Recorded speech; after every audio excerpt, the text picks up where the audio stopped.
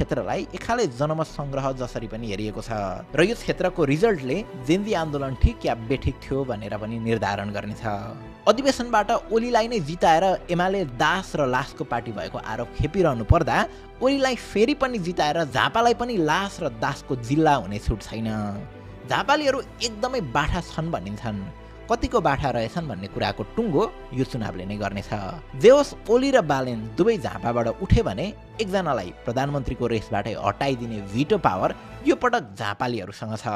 अब यो रेसको तेस्रो र सबैभन्दा चतुर खेलाडी हुन् पुष्पकमल दाहाल प्रचण्ड। गत चुनावमा उनको पार्टी तेस्रो हुँदाहुँदै पनि उनी प्रधानमन्त्री भएका थिए।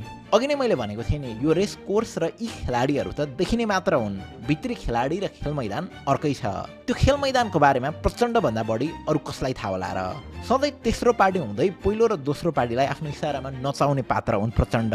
यो पालि पनि उनलाई बहुमत ल्याउनु छैन, पहिलो पार्टी हुनु पनि छैन।